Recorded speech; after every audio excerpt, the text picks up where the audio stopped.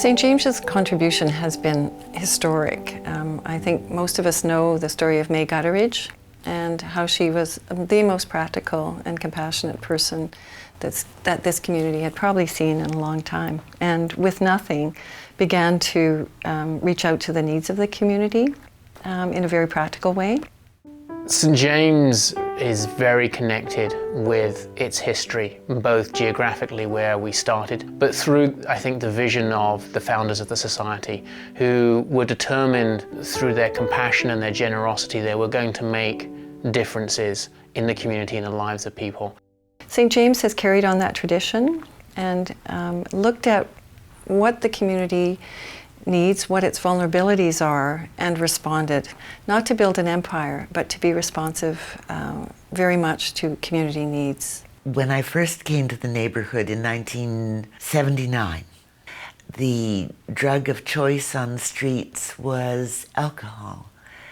The needs were very immediate, and housing was less a part of that need. We still had about 30% of the rooms in this area were vacant. The challenges have become much more complex. There are more issues that interconnect in more complicated ways. Things like deinstitutionalization, mental illness, addictions, different drugs on the street, different issues around poverty and social isolation have really changed the landscape and continue to change the landscape continuously. Another challenge with housing the vulnerable is that over time, without really intending to, we have compressed all of the poverty in the city into one area. So we've left the residential hotels of the Downtown Eastside as the only low-rent properties left in the city. No one wants to band-aid homelessness anymore. People want to see an end to homelessness. And so our services are not about keeping people safe for a night or a week or a month. They're about helping them become permanently housed and how that housing can help them rebuild other parts of their lives that they may be having challenges with.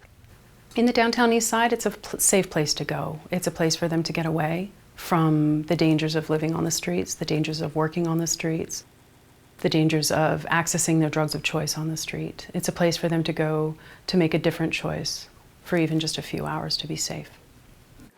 This is the third time I've been here, and it's a really good place for women to come. I came here 3 years ago in a mess, and today I'm clean and sober because of these people. They have an excellent outreach program. They take me to all my medical appointments, and they're just great. It's just like a family atmosphere here. Well, it's like a family thing. St. James taking good care of people, like safety. It's just like us, one of us. We want to stay safe at home, right? So that's why we are making this family to be safe place, just like we are. Because before I came here, I was in the psychiatric unit. And I'll share this quite openly. Because I was suicidal. Living for 2 years in a downtown Eastside hotel, people constantly knocking on doors, constantly noise, constantly being harassed. I wanted death. At least it would be quiet. This organization saved my life, gave back to me my self-worth, my self-respect, and my responsibility for myself. Well, the reason I volunteer is just because I really like seeing how I can make a difference, not just donating money somewhere and knowing that I make a difference, actually seeing the difference I can make. I think it's really important to have a shelter like this for women and children. As I told Noelle going into this is not the kind of place where you just see people who are, down on the streets. One day we could see someone that we know. It's people of every walks of life that sometimes need help, and it's great to have a place like this that they can go to. May's Place was the really first hospice in Western Canada, and it was specifically for this community. It wasn't for Shaughnessy, it wasn't for Carrisdale. It took all comers, but it was for folks who didn't have family, didn't have homes, didn't have housing, couldn't really care for themselves, and needed a dignified and comfortable way to live the last part of their lives, and has continued to reach out to that community. Without any question, you need something, you need help, you need this, I need the injection, I got it. When I collapsed, yesterday, I went down, almost falling down, they hold me down. And I need, they right away, I get injection, if I be home, I'd be probably dead. Like nobody helped. And here is the help, and long story short, I'm happy to be here, and I wish to meet the person personally and thank you. If I come here, if I have a chance, I pay it somehow. For me, what I'm most proud about is the way that our organisation responds to the daily challenges that it faces, and all the individual staff.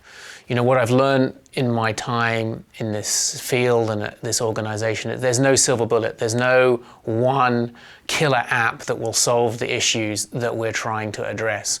There are many, many services in the Downtown Eastside.